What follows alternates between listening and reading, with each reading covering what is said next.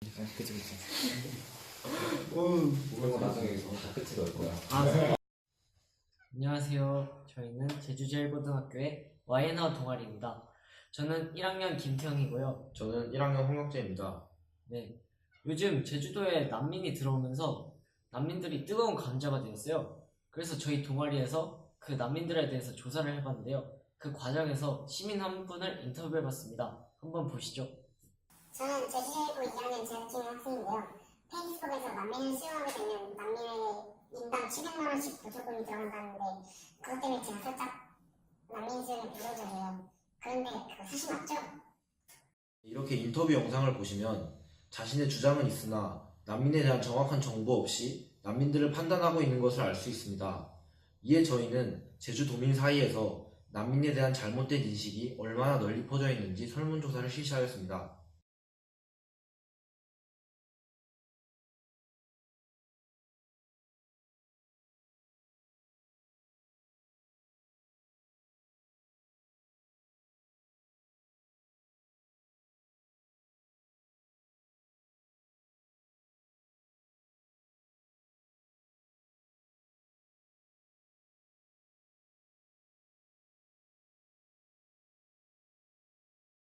자, 이렇게 설문 결과를 보시면 대부분의 시민들이 난민에 대한 인식이 정확하지 않다는 것을 알 수 있습니다.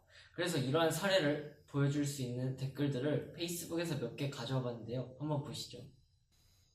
첫 번째 댓글은 난민들에게 생활비 43만 원과 주거비, 의료비까지 지급한다는 기사에서 이런 댓글이 나왔습니다.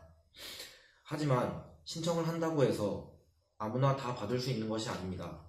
실제로 예멘 난민 생활비 지원 신청률은 전체 난민 중에서 5%에 불과하고 그 중에서 생활비 지원을 받는 난민들은 전체 난민 숫자 중에서 3%에 불과하다고 합니다.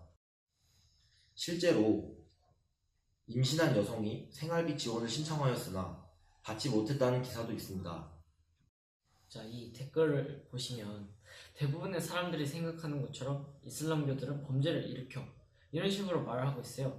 물론 유럽에서 일어난 테러들을 보면 대부분 이슬람교와 관련은 있어요. 이건 팩트예요. 하지만 예멘 난민들은 제주도에 살면서 그러한 이유 때문에 아무 증거 없이 의심을 받았어요. 그리고 그 의심을 받은 사건들은 모두 거짓으로 밝혀졌고 예멘 난민이 들어온 지 수년이 지난 지금도 그들은 이렇다 할 큰 범죄를 일으키지 않고 있어요.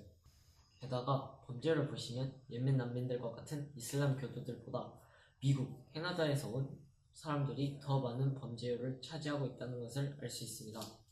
그리고 외국인 범죄율의 증가는 난민의 증가가 아닌 외국 관광객들의 증가로 인한 사건으로 밝혀졌습니다. 그리고 타르시와 같은 집단 강간 등의 풍습은 이슬람교 모두의 풍습이 아닌 소수 이슬람교들의 풍습입니다. 그리고 독일, 스웨덴 등과 같은 나라에서 이슬람교들의 유입으로 집단 강간이 증가했다는 소문이 있는데 그것은 모두 거짓으로 드러났고 실제로는 오히려 범죄율이 하락하였습니다. 마지막으로 이 댓글은 저도 제주도에 살고 있는 한 사람으로서 난민들이 저희를 힐끔힐끔 쳐다본다는 느낌을 없지 않아 받았습니다. 하지만 이러한 시선들은 저희가 난민들을 좋지 않은 시선으로 볼 때의 양에 비해 미미한 정도라고 생각합니다. 그리고 일자리 문제에 대해서는 난민들이 우리가 선호하는 직업에 종사하는 게 아니라 소위 말하는 3D 업종에 종사하기 때문에 난민과의 일자리 갈등은 실질적으로 일어나기 어렵고 이 댓글 작성자도 일자리 문제를 추측성으로 이야기하고 있기 때문에 정확한 정보가 아니라고 생각했습니다.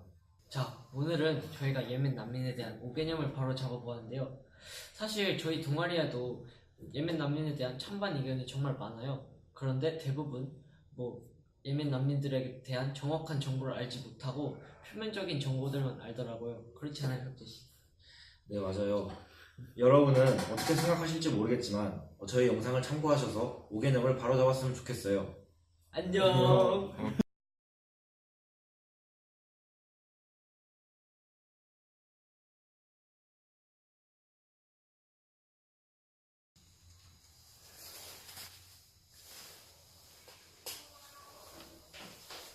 이러한 경우를 보았을 때 그냥 여기까지. 여기까지만 하고 끝을 낼까?